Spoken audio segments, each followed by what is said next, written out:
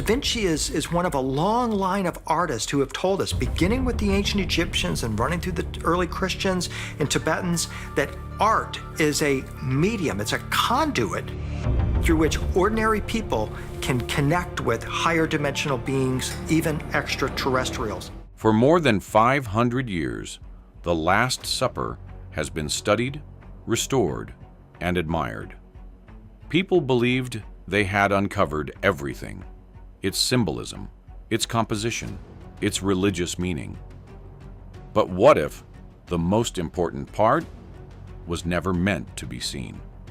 You have to wonder if Leonardo wasn't doing this because he was being encouraged in secret by some kind of extraterrestrial masters who were somehow behind him. According to emerging analysis using advanced AI and high-resolution scans, what lies beneath the surface may not just be detail, it may be intention. A message structured so carefully that it spreads outward from Jesus himself, touching every disciple in sequence. A message that, if spoken openly in Leonardo's time, could have been considered heretical. Because this doesn't just add to the painting's meaning, it changes what the painting is. Leonardo was encoding extraordinary secrets in his paintings. He wanted to imbue his work for the future generations with his own private message. The man who hid everything. To understand why something like this could exist, you have to understand Leonardo himself. Leonardo didn't just think differently, he protected his thoughts.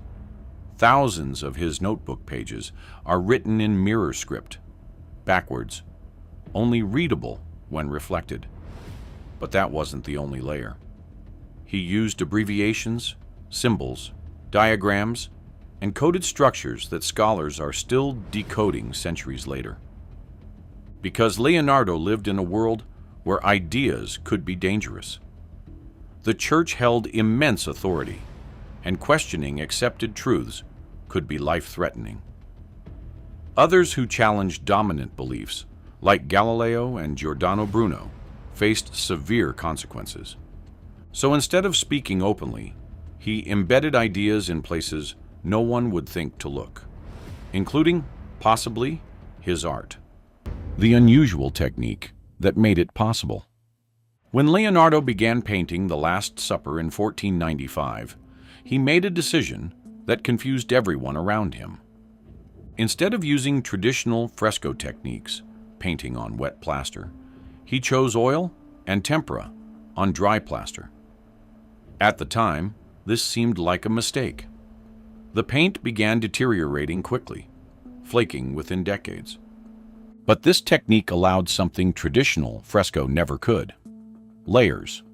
Multiple layers of paint, one on top of another, where something could exist beneath the surface, completely invisible from above. Whether intentional or not, Leonardo had created the perfect structure for hiding information in plain sight. When AI looked where humans couldn't. With ultra-high resolution scans, billions of pixels in detail, and AI trained specifically on Leonardo's handwriting, researchers began exploring a new possibility. What if there were words beneath the paint? At first, the AI found nothing, just noise, cracks, degradation. Then something unexpected appeared, patterns. The system flagged markings behind Jesus, faint, nearly invisible, with a probability they might be intentional script rather than natural damage. Some researchers insisted the markings were just mineral deposits from aging plaster, but others weren't convinced. The spacing was too regular, the repetition too precise. Natural deterioration doesn't create consistent spacing resembling handwriting, doesn't repeat in patterns across separate areas, and doesn't mirror the characteristics of a specific person's script. When the AI overlaid the markings with samples of Leonardo's mirror writing, the similarities became harder to ignore. And slowly, the skeptics stopped arguing.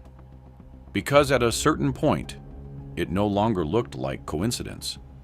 It looked like intention. Words begin to emerge. As analysis continued, the markings began resolving into something clearer. Shapes sharpened into letters. Letters into words. They surfaced in fragments. Terms like shadow, truth, and betrayal, emerging from the darker regions of the painting. Areas less exposed and less disturbed over time. But what changed everything wasn't just the words. It was how they were arranged. They followed a precise path, a spiral beginning near Jesus and extending outward across each disciple. And that spiral aligned with proportions consistent with the golden ratio, a mathematical principle Leonardo used repeatedly in his work. This wasn't just hidden text buried under paint. It was built into the architecture of the composition itself. The message that changes everything. When the first complete phrase was reconstructed, the room went quiet. All faith fades when light reveals the hand of man. Not just a poetic line, a statement, one suggesting that what people perceive as divine could be shaped by human hands. In the context of the Last Supper, that idea carried serious weight. More phrases appeared, each positioned near a specific disciple, almost reinterpreting them. He who eats with truth will not betray himself. Strength without understanding is blind. To question is not sin, but the path to clarity. Taken together, the pattern became clear, reframing the figures not as symbols of unquestioned faith, but as reflections of doubt, reason, and understanding. It doesn't read like an attack on religion. It reads like a shift in perspective, not away from belief, but toward awareness, from obedience to understanding. The final revelation. Then the discovery went deeper. Beneath multiple layers of paint, a longer passage began to take shape, one that felt less like philosophy and more like a warning.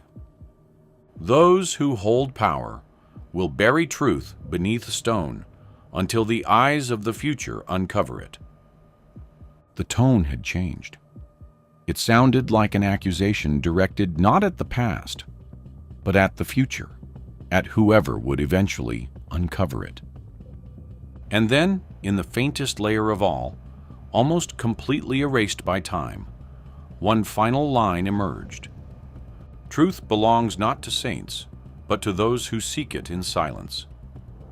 When every fragment was assembled, following the spiral outward from the center, they formed a single, unified idea. Faith, without reason, is the sleep of truth, and those who wake will see what was forbidden. What this means for history. If these findings are ever fully verified, and that part matters, the implications would be difficult to ignore. It would mean the Last Supper was never just a devotional painting, a public commission on the surface, but beneath it, a private message woven into its structure. It would also shift how we understand Leonardo, not just as an artist or inventor, but as someone engaging with ideas that wouldn't become widespread until centuries later. Ideas centered on questioning, reasoning, and thinking independently. For religion, it doesn't necessarily dismantle belief. It complicates it, because the painting would no longer represent faith alone.